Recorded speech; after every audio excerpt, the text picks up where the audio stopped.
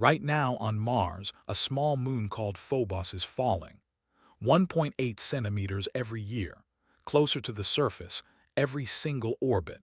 In 50 million years, Phobos will cross an invisible boundary in space. Inside that boundary, tidal forces from Mars exceed the gravity holding Phobos together. The moon doesn't survive that. It unravels into a ring of debris around the planet. Then, over a few million years, that ring rains down on the Martian surface. This is not a theory. NASA tracked the descent rate with the Mars Reconnaissance Orbiter. Same physics, same orbital mechanics, different planet. Most people assume our moon is permanent, a fixed point in the sky. It isn't.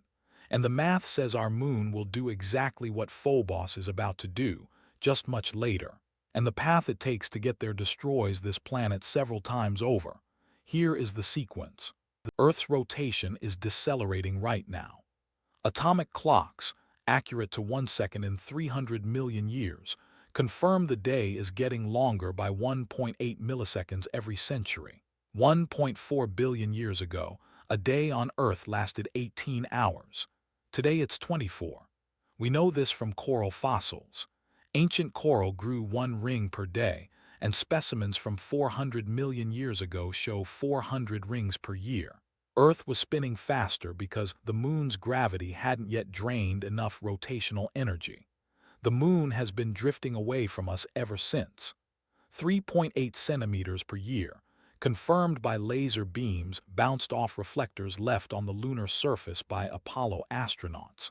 Most people hear that number and assume the moon will keep retreating forever. It won't. The moon drifts outward because Earth's tidal bulge sits slightly ahead of it, pulling the moon forward into a higher orbit. Energy transfers from Earth's spin to the moon's path. When Earth's rotation slows enough to match the moon's orbital period, that transfer stops. Earth and moon lock together. Each shows the same face to the other permanently. The moon parks at roughly 559,000 kilometers and stops moving outward. Then the sun's gravitational influence on the Earth-Moon system starts pulling the moon's orbit inward. The moon starts coming back. You already know how this ends because Mars is showing us right now. Phobos orbits 6,000 kilometers above the Martian surface. For comparison, the International Space Station orbits Earth at 400 kilometers up. Phobos is 15 times higher than that, yet it's still closer to its planet than any natural moon in the solar system, except one. The Roche limit for Earth's moon sits at 9,500 kilometers from Earth's center. Our moon is currently 384,400 kilometers away. That gap is the only reason coastal cities exist. Here is what orbital mechanics produces as that gap closes. Stage 1. 100,000 kilometers. Tidal force on Earth's oceans increases by a factor of 57. Bay of Fundy today, 53 feet at peak. At 100,000 kilometers, that same bay holds 3,000-foot tides, twice per day. Every coastline on Earth permanently submerged, around 40% of the global population. Stage 2, 50,000 kilometers. The tidal force reaches underground. Earth's crust already flexes under lunar gravity right now. GPS stations worldwide confirm the ground rises and falls 30 centimeters twice a day. Every single day. At 50,000 kilometers, that flex reaches over 130 meters per cycle.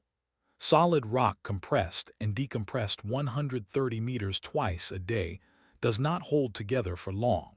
The Cascadia subduction zone activates. Yellowstone goes with it. The East African Rift, which has been slowly splitting Africa for 30 million years, accelerates. Earthquakes above magnitude 9.0 become weekly events across every major tectonic boundary. Stage 3, 30,000 kilometers. The tidal stress on Earth's liquid iron outer core becomes destructive. Earth's magnetic field is generated by convection in that liquid iron. Disrupt the convection, and the field weakens. A weakened field means solar radiation reaches the surface directly. Ozone breaks down within decades. UV levels reach tissue-sterilizing intensity. Everything on land ends at this stage. Stage 4, 9,500 kilometers, the Roche limit. The tidal force across the moon's diameter now exceeds the moon's own internal gravity. The moon doesn't explode. It unravels. Surface material first, then larger chunks, then deep rock, until within roughly 100,000 years, what was a moon is a ring around Earth. From the surface, the sky holds a solid band of light from horizon to horizon, day and night, every day, for thousands of years.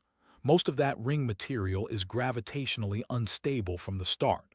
Fragments collide, lose orbital energy through atmospheric drag, and fall toward Earth.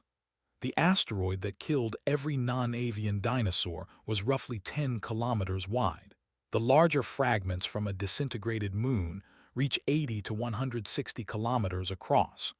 There would be hundreds of thousands of them. The bombardment exceeds anything Earth has experienced since the late heavy bombardment, 4 billion years ago, when the solar system itself was still sorting itself out. Oceans evaporate, crust partially remelts, Earth returns to Hadean conditions, the state it was in during the first 100 million years of its existence. The planet survives. Planets absorb this kind of punishment over geological time. But complex life, anything more complicated than single-celled organisms, restarts from zero. Now, the actual timeline. Tidal locking of Earth to the Moon requires roughly 50 billion years at the current rate of deceleration. The Sun will expand into a red giant and consume Earth in approximately 5 billion years. The sequence above almost certainly never reaches its conclusion. Our star gets there first, but Phobos doesn't know that. In 50 million years, something standing on Mars will watch its moon turn into a ring. The same physics governs both systems. Ours just has better timing. 4.5 billion years ago, the moon formed roughly 22,000 kilometers from Earth's surface. At that distance, the moon filled a third of the visible sky. Tides reached over a kilometer in height and arrived every 6 hours because the day was that short. The oceans never settled. The crust never stabilized. No coastline existed long enough for anything to live on it. Then the moon retreated, slowly, over billions of years. Tides dropped, days lengthened. The crust cooled enough to hold continents in place, and eventually something crawled out of the water and stayed. The 3.8 centimeters the moon adds every year is the reason that crawl was possible. And when the retreat reverses, everything on this list starts over.